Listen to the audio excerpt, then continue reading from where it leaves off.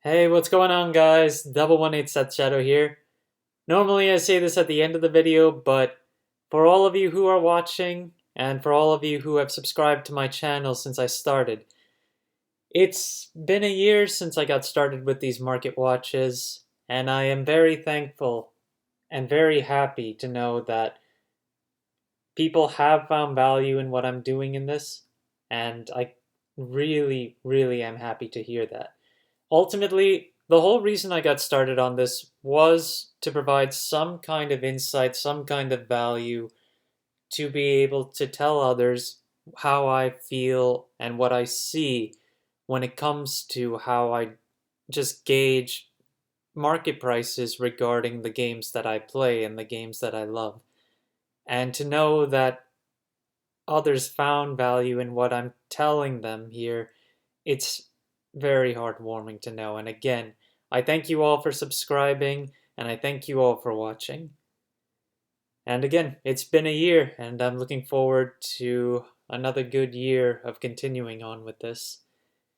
I will preface that there are some difficulties I'm going through right now, so if I do sound a bit off at all, well, just know there are reasons behind it, but I don't want to get into them real deep here. In any case, let's go ahead and get started. So, to start off with today's Market Watch, we're going to be talking about new reveals from the Triple Drive set. And this week's reveals were around Dark States. And we're seeing a pattern already. From the ones we saw with Dragon Empire and the ones we saw with Dark States today, the way it's looking is that we're going to be getting cards based around the set 6 boss units, grade 4s that have appeared from set 4, and then the glitters from set 5, because Ririmi and Rarami are both reprinted in this set along with Chaos. So those 3 glitters, all from set 5, and even the ones Ririmi and Rarami from set 8 have also been reprinted in the Triple Drive set. And as I'm pretty sure all of us were hoping, Rakagor has also been reprinted in the Triple Drive set. So it'll be March, so it'll be some time. We are still getting Drajuled support in set 13 before that happens. And we went through the price before, but it seems with the announcement, there have been a few decreases in value to start off with, but it will take a while for this to fall off when the Triple Drive set actually comes out. Talking about some recent BCS results, Roroa got a win in Mexico, which was very awesome to see. Roroa is one of my favorite Stoichia decks, and I am very happy to see that it won an event. So going through prices of Roroa, we take a look at the SPs, FFRs, and they're still pretty good. If you want the original Roroa SP grade 3, it's starting at $66 right now. Then you've got $25 right now if you want to pick up the FFR.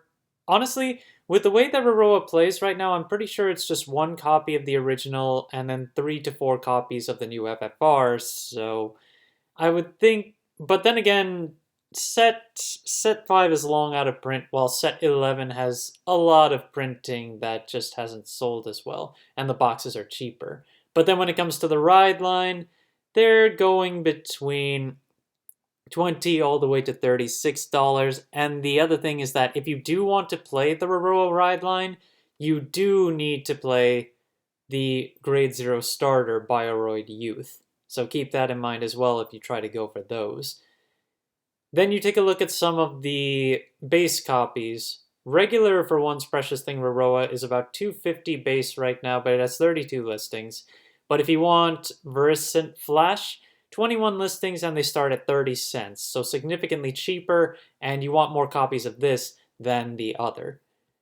Going into more detail about Roroa's sidekick, of course, Radlina, the triple rare for the grade 2 is currently just over $4, about $4.50, and if you want the grade 3, it's $3.20-ish right now.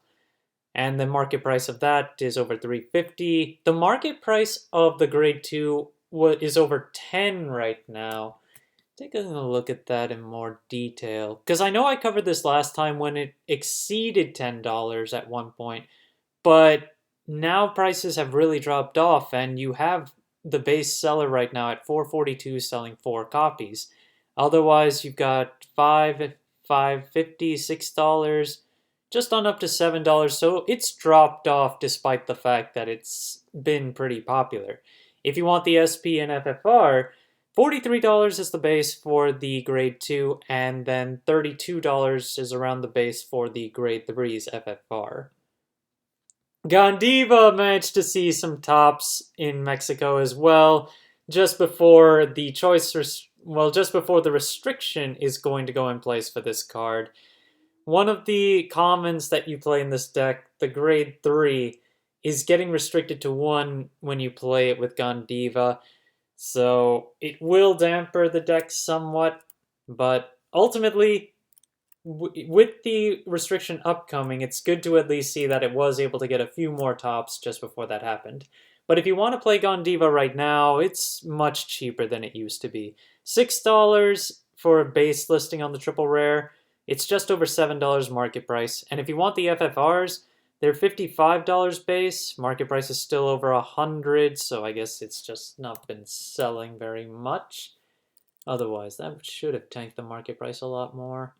Yeah, it hasn't sold since October, and otherwise we've only had a few $65, $70 sales for the most part.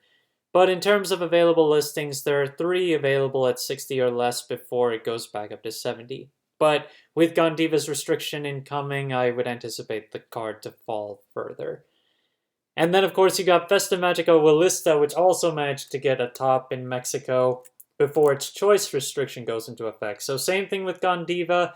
You'll want to pay attention, as prices will probably either stick to where they are right now or continue to go down. Right now, you can pick up the triple rare of Festa Magica for $1.75 base, and the market price is just over $3.75. And then you've got the FFR right now, which is still $110 base, but its market price is over $200. But again, with the choice restriction coming into effect this week, there probably won't be as many tops, if any, between this and Gondiva, so it should be far easier to build those decks after that. Greedon has been seeing some play as well, getting a few tops here and there. And right now, when you take a look at copies, both the regular grade 3 and the mask are both under $1 when it comes to their availability. Market price is over $1 for the original triple rare, and the mask is market price is 58 cents. The FFR and the SP are also pretty easy to pick up, but the FFR only has 3 listings starting at 29, while the regular SP has 16 listings starting at $15.50 right now. Azel also got a top in a recent tournament for BCS, and looking at prices for this one, $2.75 is the base right now for the triple rare, with the market price being $4.38. If you want the FFR, $30, then market price is $50.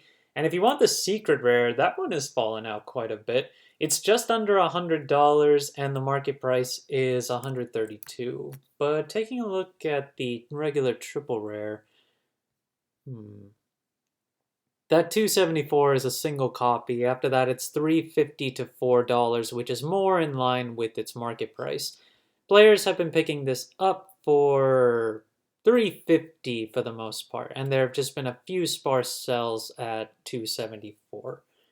So it's still pretty affordable, and that's as far as that goes. And then we're gonna go over the cyclers from set 10 too. Spiral Cutie Angel is still one of the higher ones to pick up. Actually, it is the highest one to pick up right now. $24 if you want the triple rare, $65 if you want the FFR. And market prices, it's pretty aligned for the triple rare, but for the FFR, market price is closer to 87 right now. Looking at some history on that one, let's see. Nobody's bought them since the end of October. We're looking at 75, 73-ish. And we have a few copies under 70 right now, so we'll see where that goes. I'm not sure what we'll end up playing this down the line more often, but as we've been seeing a lot of different Gator Sanctuaries take tops and make moves, Spiral Cutie Angel is definitely something to always watch out for. Habitual Zone for Brant Gate is currently on the low end, given that this card has been spiking between 12 and 20 for a while. It's $13 base right now with a market price of 15. There's only one copy left of the FFR at 90 though, which is above its market price of 77. Historically on the triple rare, let's see where we're at. 10, 12, and 1150 were the last three sold. We had some sells early November around 17, and this one has been selling a lot more readily. Right now we've got, for the most part, $14 and $15 copies on the market, which is about in line with the midpoint of where this card has been at. Lemina is a bit down from where I last saw it, but it is up overall. Because I think the last time I covered this card, it was just about to hit $10, or it may have actually been right around this point.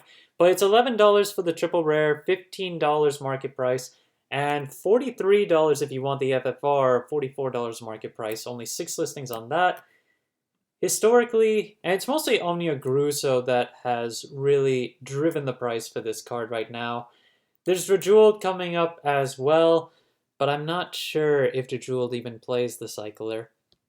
In any case, most listings are $11, $12 before going up to 13, so it's staying relatively in the low 10s right now.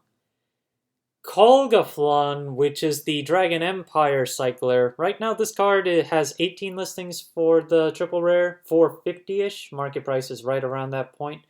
And then the FFR is one of the cheaper ones on the market at $16 right now, even though its market price is $30.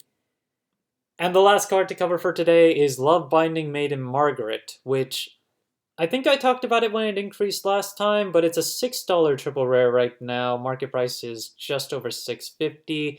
And if you want the FFR, it's $24 base and currently $23 for market price.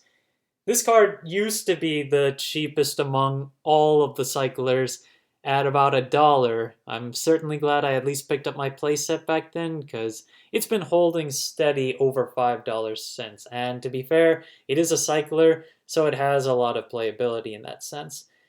And I haven't taken a look at the deck list yet, but I believe Roroa would have played this as well for consistency purposes. Thank you guys again for watching.